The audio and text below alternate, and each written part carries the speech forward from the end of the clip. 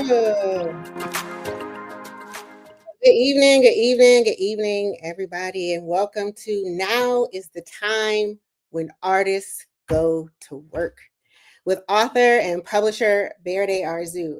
Again, I just want to thank all of y'all for being here from Cali on the West Coast to Cleveland and to DC on the East Coast and everybody in between. We really appreciate y'all. We are streaming live with Cleveland's only Black-owned bookstore. Yes, Cleveland, the land, Cleveland's only Black-owned bookstore located in the historic Glenville neighborhood.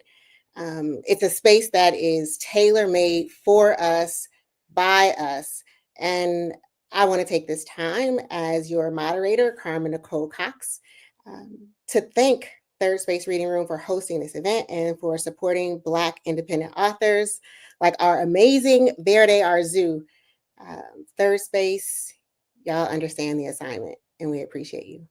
Now, look, it brings me great pleasure to introduce you all to our amazingly talented author for this evening's author talk, Miss Verde Arzu. Verde Arzu's pronouns are she, her. She currently resides in Northern California by way of the Windy City. Most of y'all know that is Chi-Town. Verde Arzu is a Black queer independent author, publisher of Rainbow Editions, LLC. In these streets, they call it Relic, in case you was wondering. Verde Arzu is a passionate writer, podcaster, poet, blogger, and educator who identifies as a Black queer woman. She has been writing stories for as long as she can remember, growing up on both the west side and south sides of Chicago. Her stories draw from these experiences, as well as the experiences of being Black, woman, and queer in these United States of America. She traces her passion for writing stories about Black queer characters from her own desire to see more characters and stories and hear more characters and stories that she could personally relate to.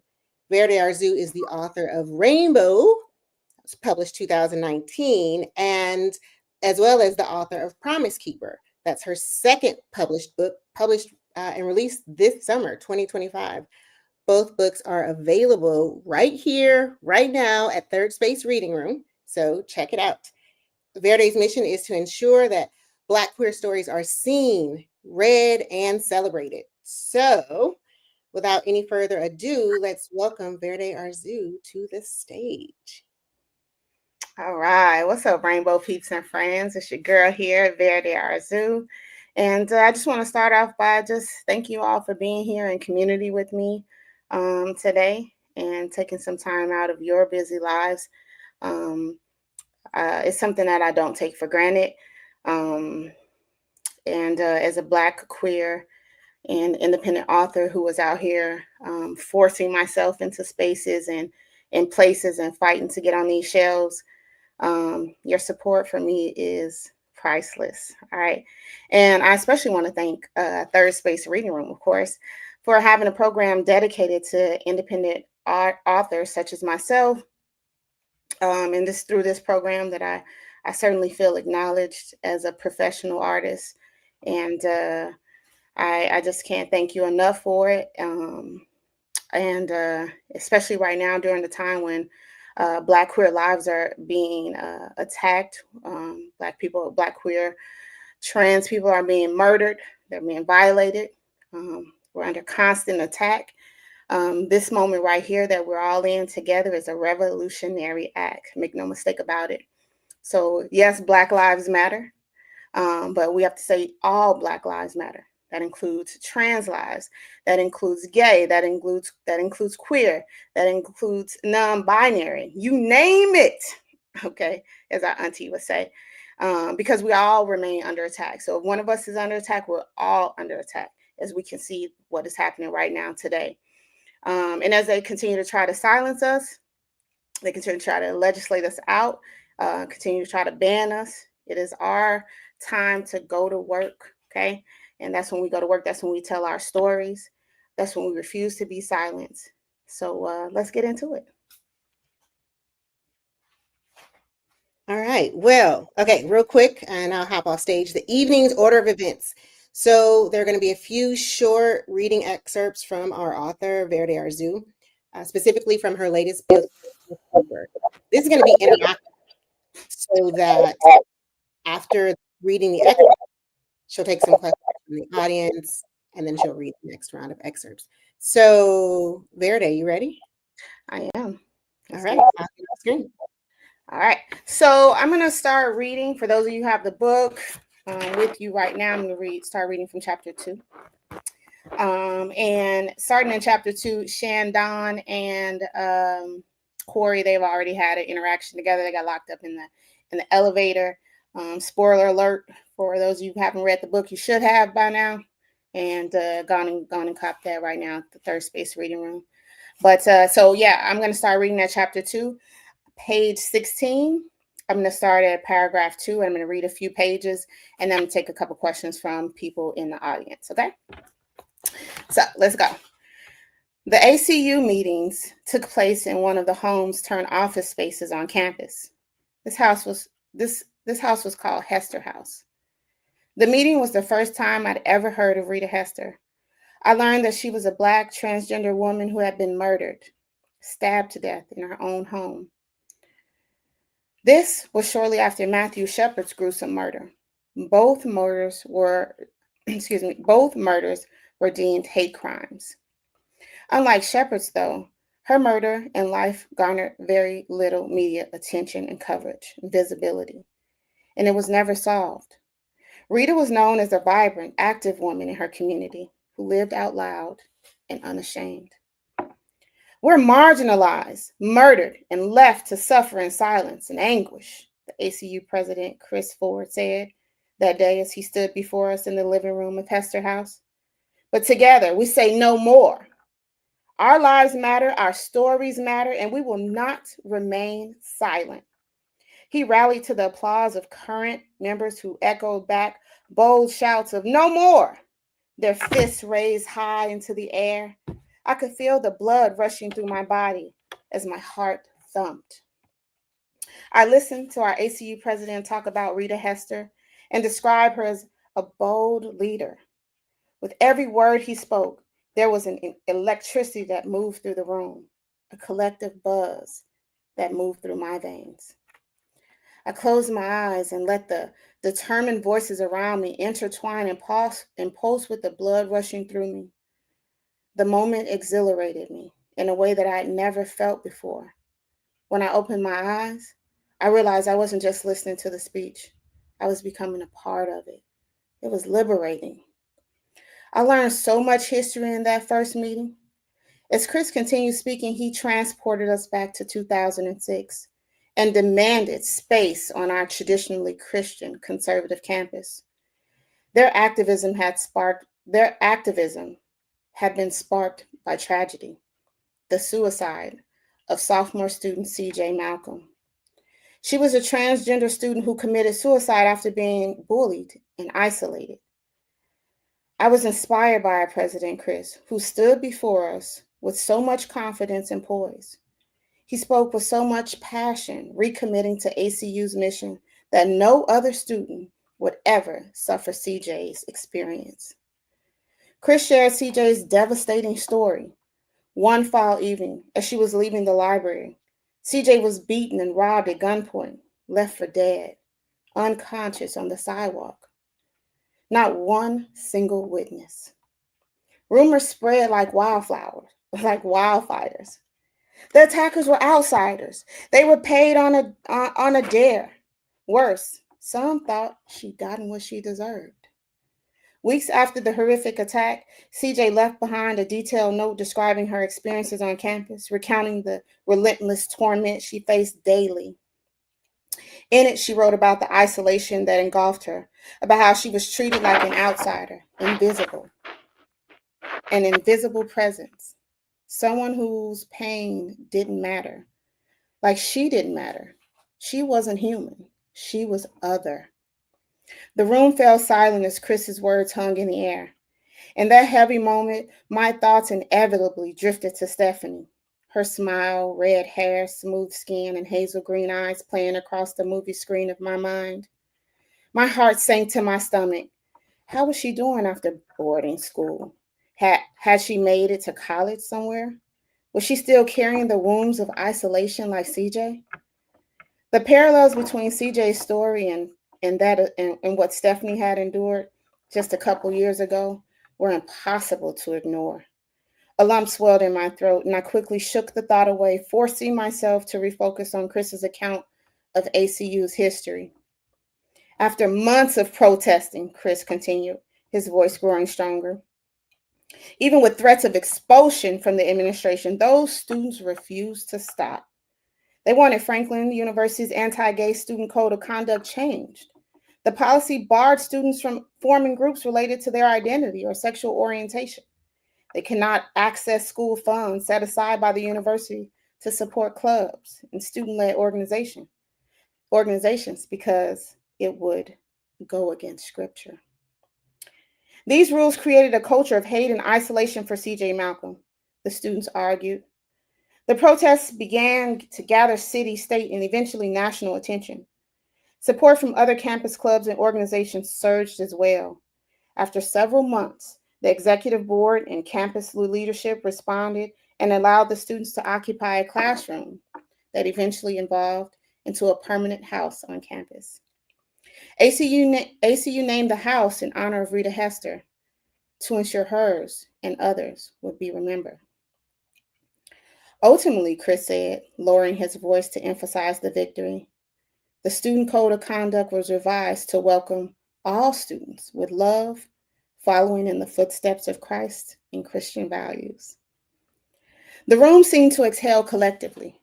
Chris scanned the faces of everyone present before his gaze settled on mine. I felt as if he was looking directly into my eyes when he said, "You are not here by accident." He reminded us that we stood on the shoulders of Rita Hester, Matthew Shepard, C.J. Malcolm, and so many others.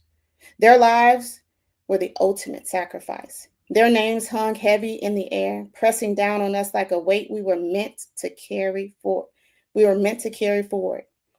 I wiped away the tears that escaped from my watery eyes as I shook my head and accepted his words. I knew then that ACU was where I belonged. All right, that's my excerpt, and I am ready to take questions from the audience. Let's go.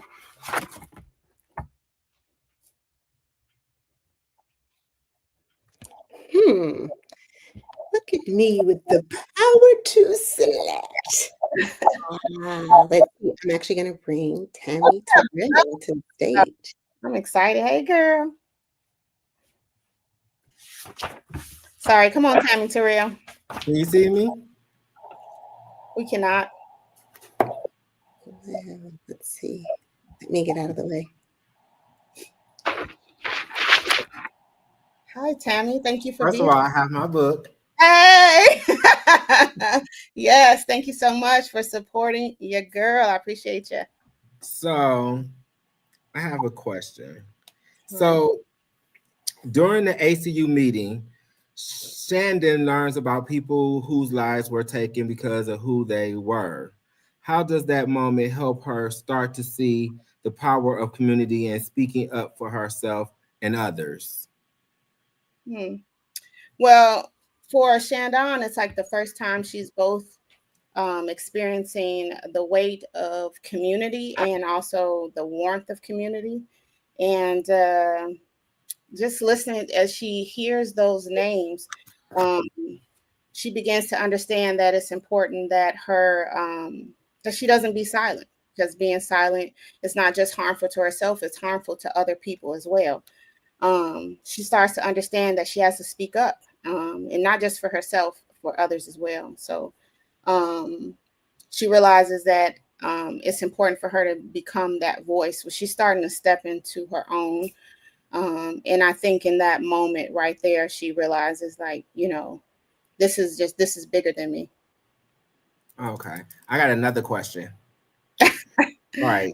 So when the ACU president tells the group, you are not here by accident, it really sticks with Shandon. Yeah. Shandon. Shandon. Okay. Yeah. Why do you think that? Why do you think that line hits her so hard? And what does it say about finding a place where you finally feel like you belong to, you know, a community? That's a good question. Thank you. I think that for Shandon, hearing that quote, it's something that she's been searching for.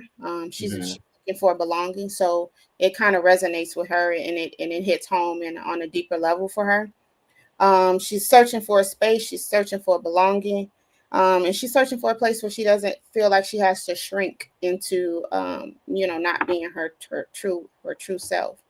Mm-hmm. Um, it gives her permission to breathe and feel like she belongs in that space.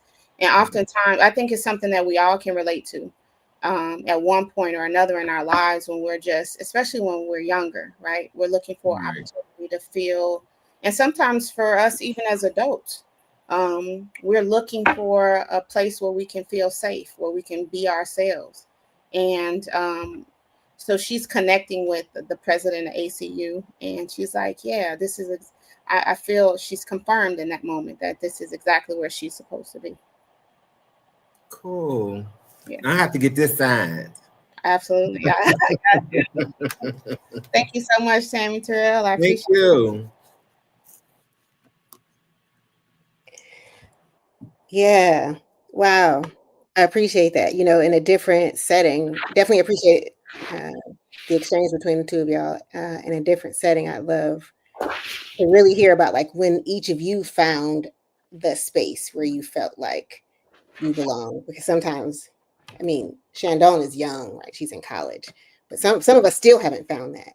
But anyway, thank you, Tammy Terrell, for your thoughtful questions. Really appreciate you. I'm going to toss it back to you and hop off stage for the next reading. All right. All right. So I am gonna start reading from chapter 3, which is on page 32. For those of you who want to read along with me. So right here again, where I'm just, I just picked a little short excerpt to read. Shandon is actually leaving a Black Lives Matter meeting. They came on to the campus. Just for those of us who haven't read the book yet, Shandon is at a historically Black college and university, the fictitious Franklin University, which is actually named after the Dr. John Hope Franklin, who was a graduate of the historic Fisk University. Let me grab a piece of tissue. I'm sorry, y'all.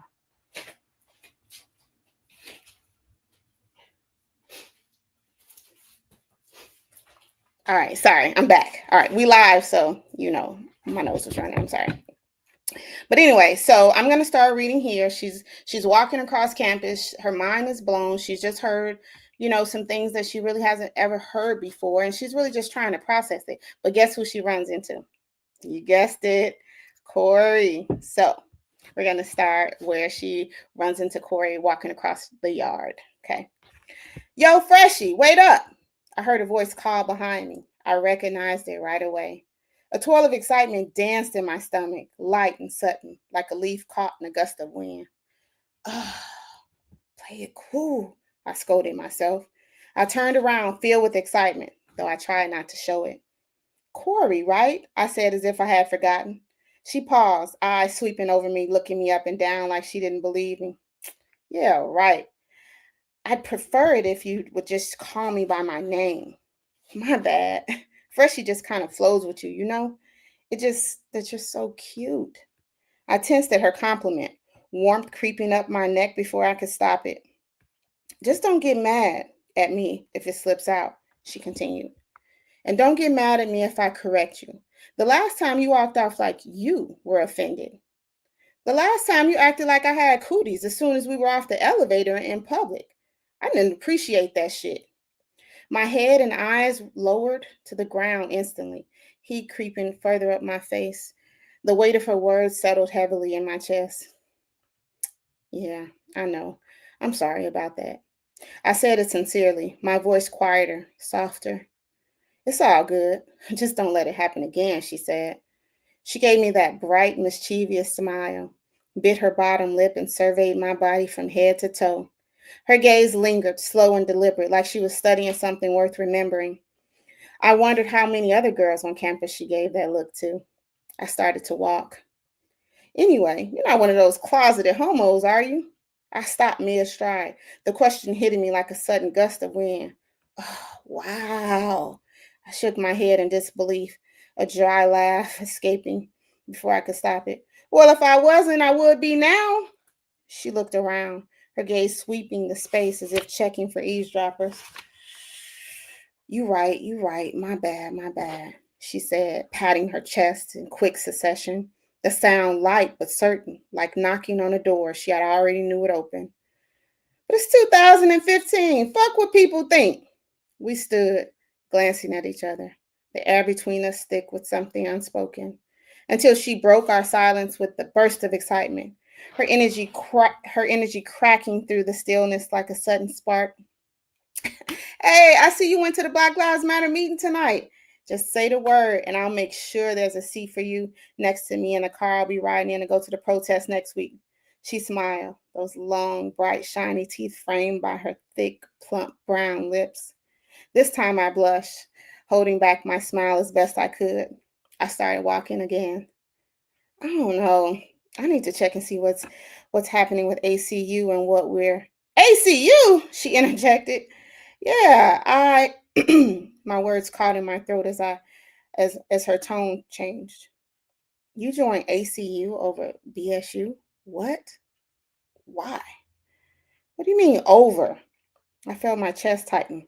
Over, meaning ahead of or before? You haven't joined BSU yet. What's up with that? I've been waiting to see you show up. Her eyes fixed on mine, expecting. I paused. She'd been waiting on me. The thought created a stir in my stomach like the glow of a low burning ember. Actually, I don't know if I'm going to join BSU, I responded. Her bright smile was gone. Her face became a scowl. While black and brown men and women are killed every day by the police? It doesn't need to make sense to you. It's my decision. It only has to make sense to me. I began taking faster strides, my heart pounding against my ribs. This wasn't just about a club choice. It was about who got to define me, to decide for me what I should do. When you walk down the street, the first thing the police see, hell, everyone sees, is a black woman, not a lesbian. You're automatically profiled by the color of your skin. That's not your fight. Hate crimes and violence against openly gay people happen all the time. Our transgender women are being murdered for sport, just for what they wear and how they look. And what about the 7 black women in New York? They were walking down the street at night, minding their own business, and were attacked for being gay. They were called the gang of killer lesbians by the media. My voice caught as I added, when I first heard about them, I couldn't sleep for days. Are you going to say that sexuality and gender had nothing to do with that? Of course it does, Corey conceded, then pulled my arm and stopped me from walking. At the touch of her hand, I felt a tingling sensation rush through me and land in the middle of my thighs. But I wasn't going to allow the feeling to stop me from proving my point.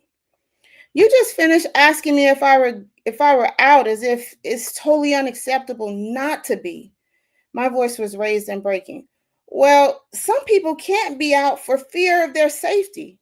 In 2015, no less. And if you can't see that, then you're delusional.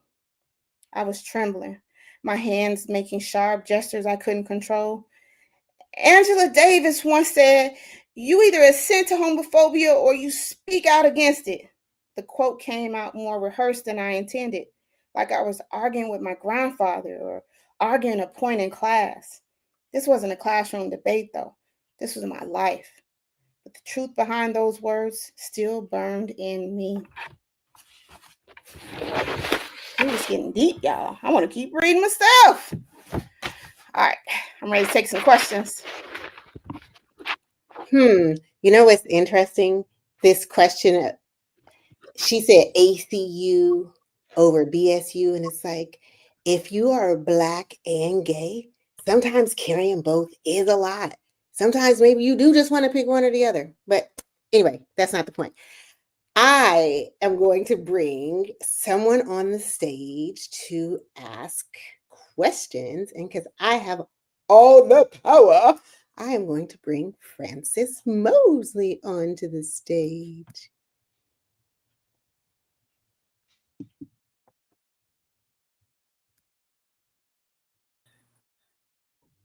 Oops, I think my mic was muted. It was. Oh, I'm here now though. Hi Verde, how are you?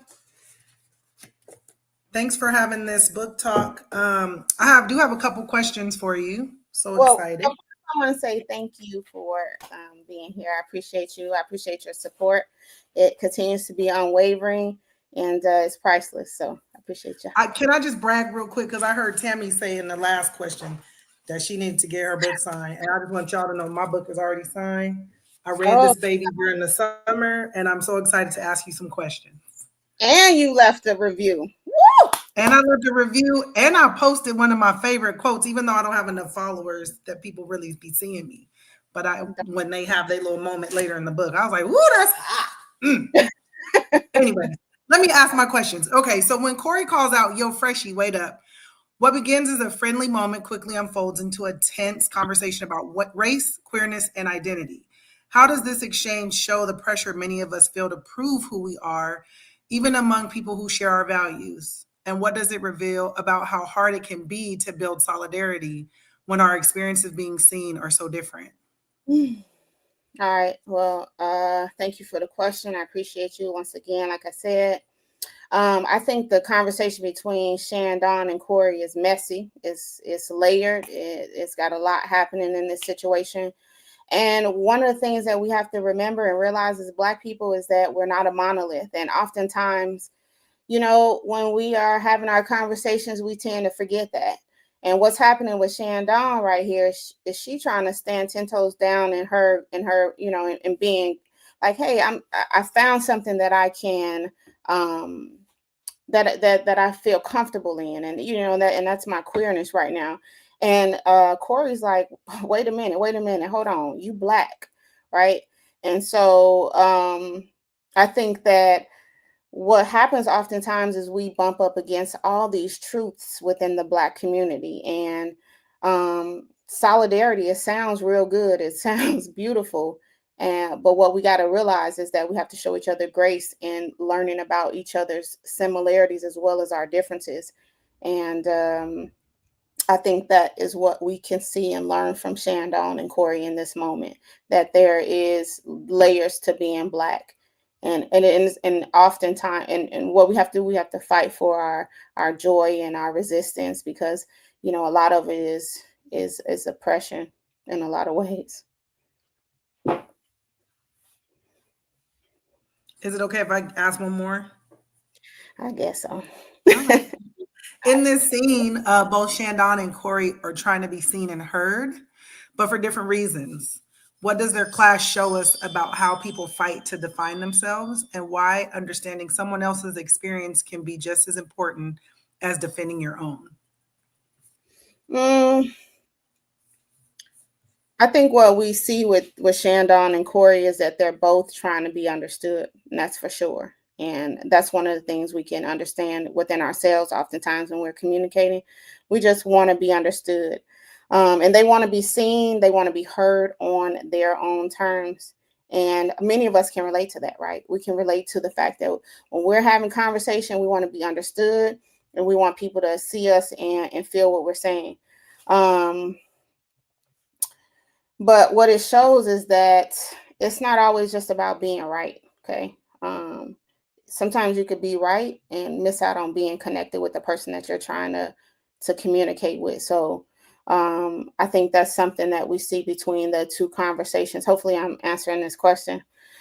Um, um, and I think that also, like, just because you are, just because you don't agree with somebody doesn't mean that listening to them and affirming them means that it erases your experiences and your beliefs. And that is something that I think that we learn through growth and maturity and having tough conversations like the one that Shandon and Corey is having right here on the yard. Hopefully I answered your question. Yes, you did. Thank you. I appreciate you. Oh, and extending grace to each other, most importantly, extending Oh. grace to each other. And you know what? I saw you taking a picture. I'm gonna go on and get mine. I was doing a little video because I couldn't go live. Hold your book up. Oh, my book, not my peace fingers, millennial. Yeah, we're gonna be black up in here today. All right. Okay. All right. I appreciate you, Mosley All right. Francis. All right. I love it. You know what you said? Just because we listen to somebody else's perspective doesn't erase our own experiences. And that's definitely a word. I'm going to carry it with me because it can be hard to listen to people when what they're saying makes no sense. No, just kidding. When they're clearly wrong. Okay, I think you've got one more excerpt that you're going to give to us. So I will exit stage left. All right, thank you. I'm looking at the chat and I see I have pie for you to get my book signed, and I'm gonna hold you to it, Nana. I see you in here, and I would like to have, because I'm making my request known right here on this live. I would like to have an egg pie recipe, Rebecca Berry. Thank you so much. All right, now moving along, and I know you can do it. I believe in you. All right, so I'm going to go ahead and flip all the way back to the end. I'm going to page 246, which is actually chapter 24. And a lot of things have happened in this story. And I'm just going to recommend that you get the book if you haven't, so you can see all the iterations and the growth that happens with Shandon. She goes through a lot of things, as we often do at historically Black colleges.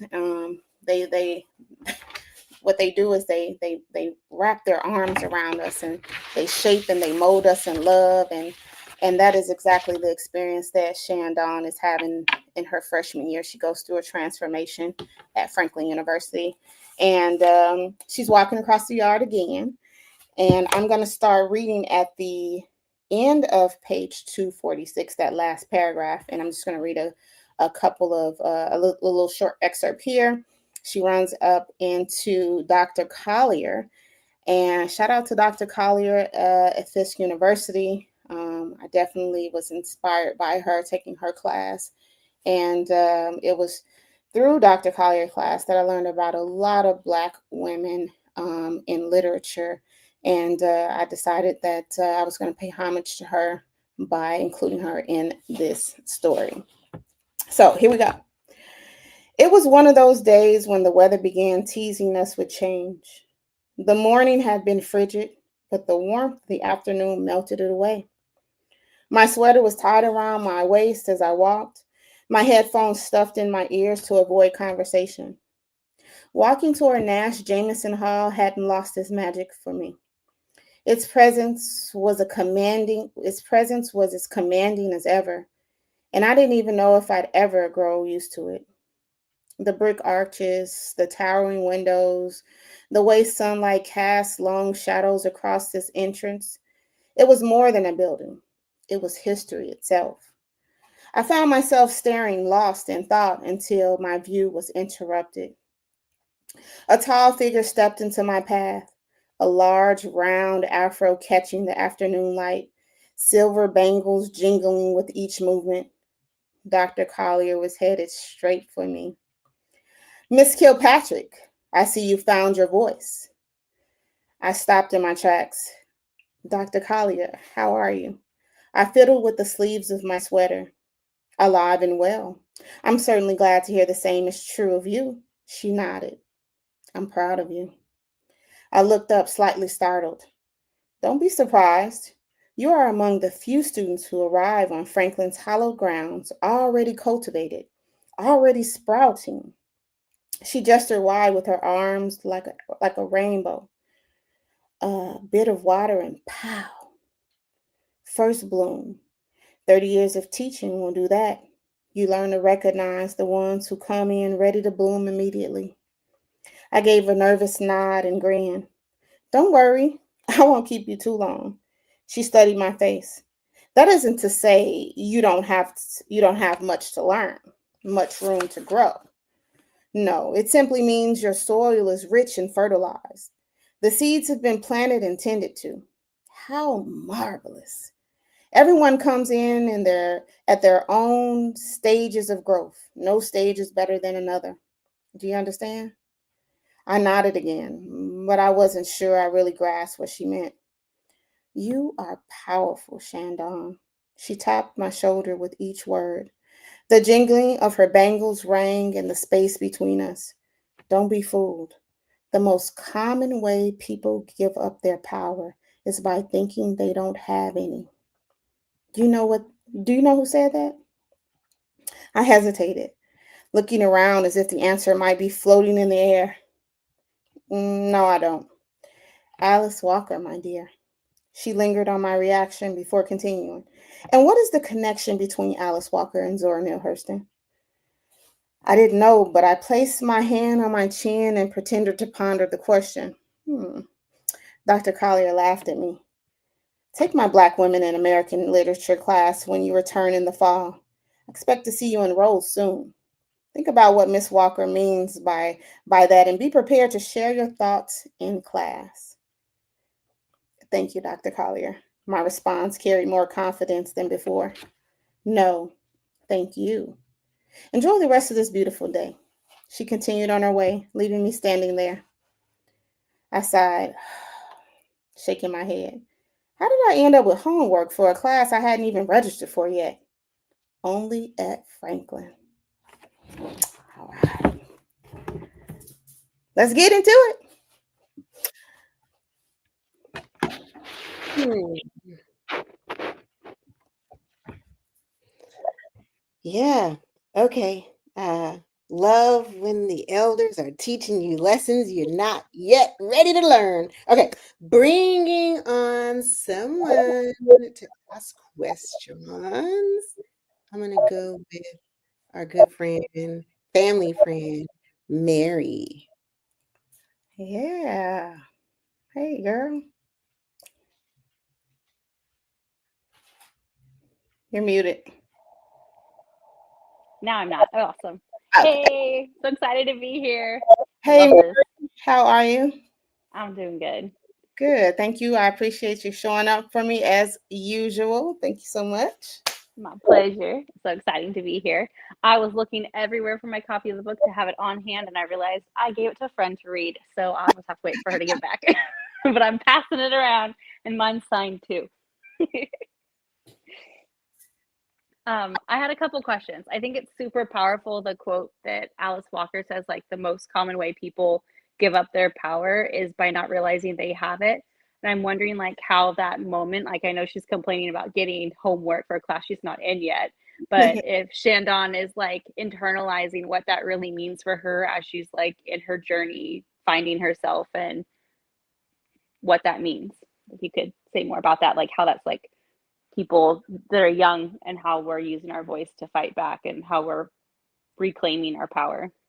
Yeah. So at this point in the story, Shandon, she kind of already has, she's growing into herself. She has a more firmer grasp on who she is as a person. And so what we find is that she's learning that the words that Dr. Collier said to her, like, oh, I don't have to go and find my power. The power already resides in me. And it's a lesson that we can all learn, because what we see is, you know, we don't need someone to give us power. It's already there. We just have to activate it, right? And it's a very powerful moment, I think, especially for young people, because right now they're being silenced. Their books are being banned. You know, they're you know, we're trying to move young people into a particular kind of direction where their thoughts are, you know, streamlined, if you will, or shut off. And here comes Dr. Collier telling Shandon, like, you know, you already have the power, as you can see, because she has some experiences in the book, that this quote that she shares from Alice Walker only affirms what she has already experienced. And I put that in there because my hope is that when young people or even adults, we all need to hear these types of things. We all need to be reaffirmed in the fact that we have what it takes already in us to do what it is that we feel that we've been called to do. And so that is what's happening for Shandon in that moment.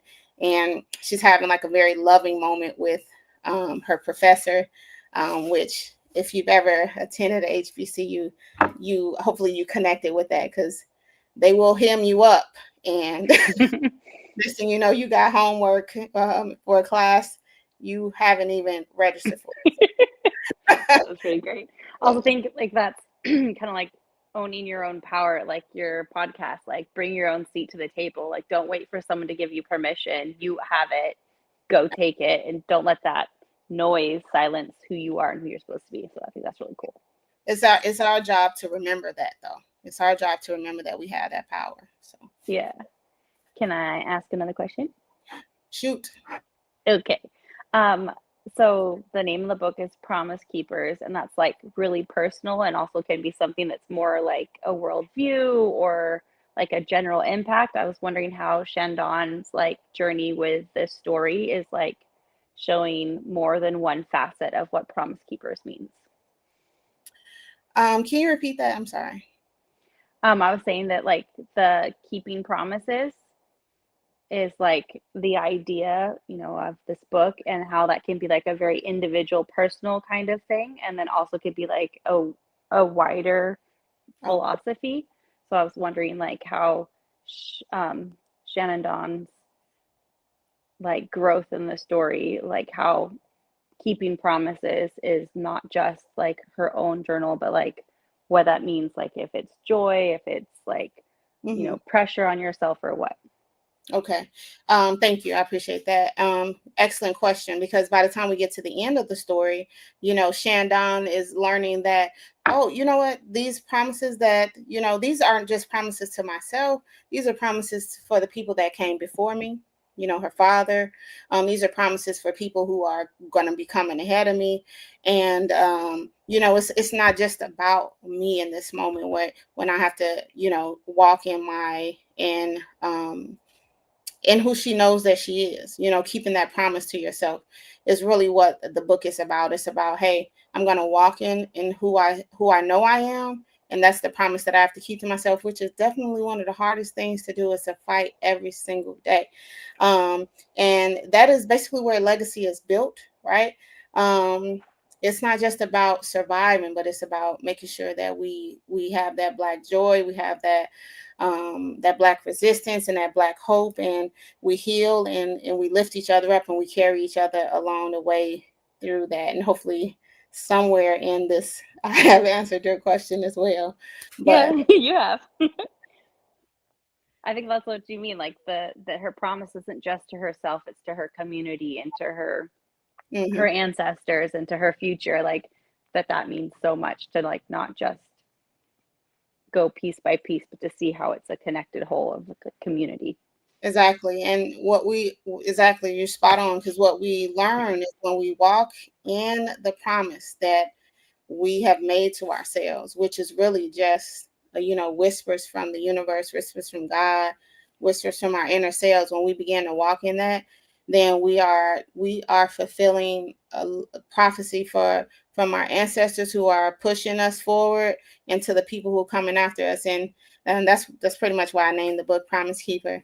Definitely, you know, has a deeper meaning, and hopefully out of all these words I've written, somebody discovers that message that's in there, and hopefully through all these author talks I'm giving, that it's connecting and you know, coming together for all of us. We got to keep the promises we make to ourselves, y'all. Yeah, I don't know, I think it's a really powerful and reflective story to read it for your own experience, and then also to just see the story of her. I really enjoyed it. Thank you. And thank you for being one of my beta readers. Yeah. Speech reading.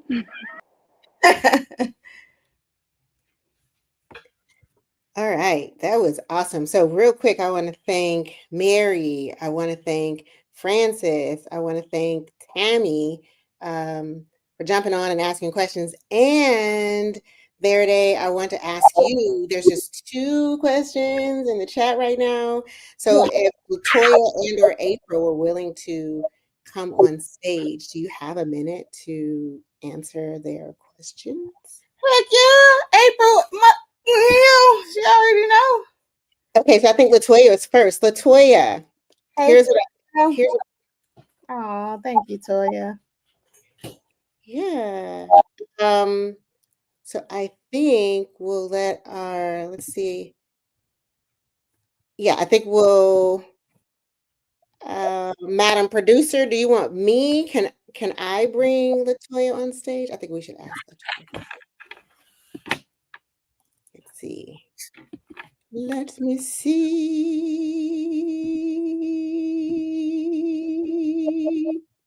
Oh, sorry.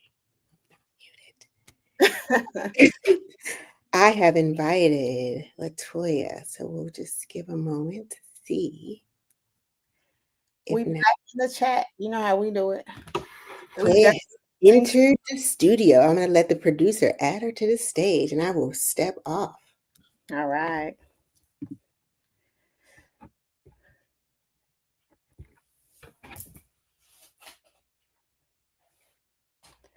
Shoop shooby doop doo. Shoop shooby doop doo.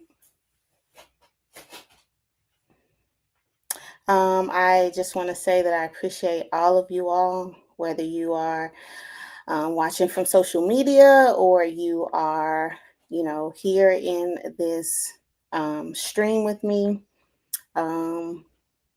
What's up, April Hill? Good afternoon. Is it afternoon or evening for you guys? How you doing? Good, and yourself? I'm doing great. It's good to see your face. It Good makes to see you as well. me feel warm. Fisk forever. Let's go. So my question, in reference to your storytelling, great session, by the way. It was really informative as well as entertaining. So I love the story. But I noticed that both of your books, the first book and the second book, center around the HBCU college experience. So, what are your thoughts about the culture of an HBCU experience going into the future? How do you see the future looking? Well, thank you for that question. And absolutely. I went to, we went to Fisk University, Nashville, Tennessee together. And it had a profound impact on me, which is why I've included it in my stories. And HBCUs aren't talked about nearly enough. There's still so many young people out here who don't even know what an HBCU is. I just had a phone call with a young lady by the name of Chloe, who's at Fisk University currently. She's a senior. And the future looks bright. Okay, the future looks bright for HBCUs. I think that they're continuing to churn out protesters, resistors, organizers, and she certainly, or I'm gonna just say they're certainly out here doing the work that some of what I write about actually in Promise Keeper, because she's a part of the student group called Fisk Out Loud, which is a queer organization on Fisk campus, which is a shock, right? Did you? Didn't know. No, I didn't either, because Fisk is, which is why I write about that in my book a little bit, because Fisk, which I didn't know at the time that I was writing the book, but Fisk is historically very conservative in regards to that. And so they have this group on campus, and I was just so excited to learn about it. And I think that, so I feel like the future is bright for our HBCUs. We need to continue to protect our HBCUs.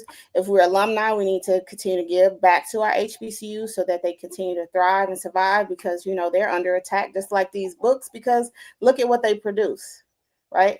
They produce authors, they produce vice presidents, they produce, you know what I'm saying? Like, look at us. So thank you for that question. HBCUs are powerful, they're underrated, and just like, very much marginalized. And that's intentional because they're very powerful. I like it. Yeah. Thank you, April. Appreciate you. I thank you. I hope to see you soon. We'll talk. We'll talk. Okay.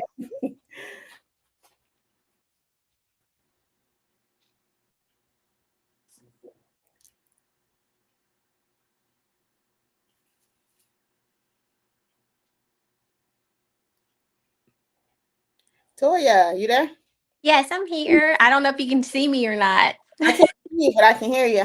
Okay, well, hey, I'm just so happy to be here. I'm so excited. Of course, I have my signed copy from the summer, and I've been gifting it to my friends.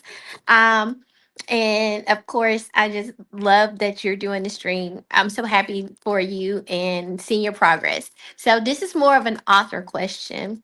What was one of the most challenging things that you faced while writing this book? Oh man, excellent question. Excellent because wow. I think the most challenging thing I faced was keep going, continuing to write the story. Actually, being consistent, overcoming the challenges. Of course, I'm a educator, as you know. We both educators, and so that's full-time job, and just keeping the passion of that I already have inside of me, and not letting my career kind of um, exterminated, actually, because teaching requires so much of you. It takes all of your spirit, your mind, your body, and your soul. And then, either I'm getting up in the morning and I'm writing, or I'm staying up late and writing. So it just required a great deal of fortitude, and a great deal of go get it, right? Which is what I learned at Fisk. Go get it. So yeah, so that was like the toughest part. Not gonna lie, this book went through so many different iterations. As a matter of fact, I was just in Georgia with my brother for his birthday, and he pulled out one of the earliest iterations, and it just blew my mind. It's like, oh my God, look how far this story has come. So I think for writers, it's about being consistent, not quitting, not giving up on yourself, and birthing out that story. It really is a birthing process. I've never had children, but from what I saw from my best friend being in the room with her, it's a very similar type of experience. You gotta put your all into it to get it out into the world, because that's where it belongs. So being consistent for sure. Well, thank you. And thank you for sharing a piece of yourself with us too, because now you're living with us as well. So that's a big, big thing. I've enjoyed you. Thank you, and I'll see you soon. I tell you, thank you so much. I'll see you soon. Okay.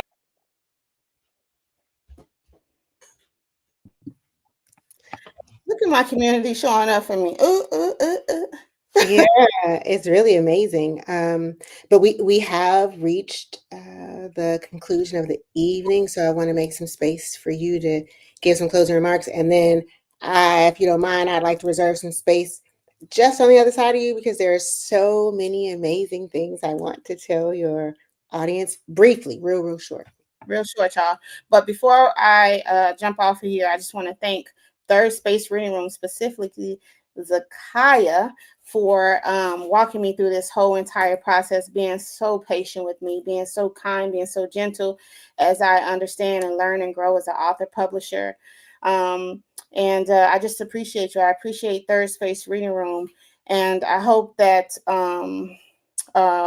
the one thing that we carry with ourselves tonight is that our stories, our poems, our songs, our books is how we keep each other alive. Every voice shared is an act of courage, and every story told is a map from someone trying to find their way. And so what we do is very important. If you've been called to it, make sure you get to it, okay? When I wrote Promise Keeper, I wanted to hold it. It's both it's a beautiful story, and it's a weight of truth all at the same time. And right now the world is trying to silence stories like Promise Keeper. It's trying to silence artists like me, right? But we have to continue to fight through that. We have to continue to create. We have to continue to move in love. We got to continue to love on each other, and we have to continue to speak that truth and support each other along the way, which is the most important thing.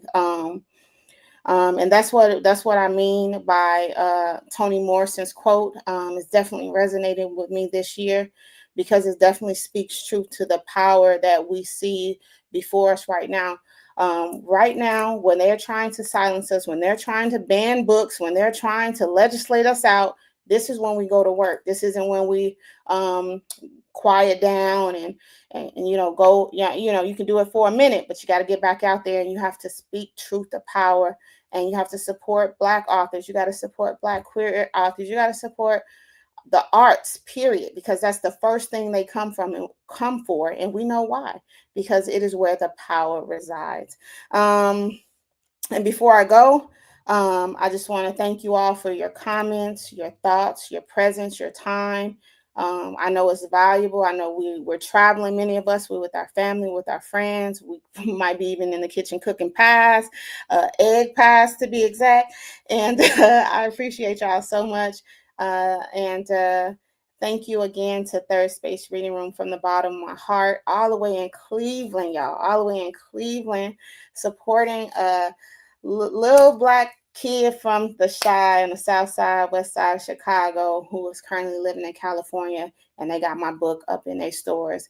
And my heart bursts with joy every time I say it. So thank you again to the Third Space Reading Room. And y'all know how it goes. Peace, love, and rainbow.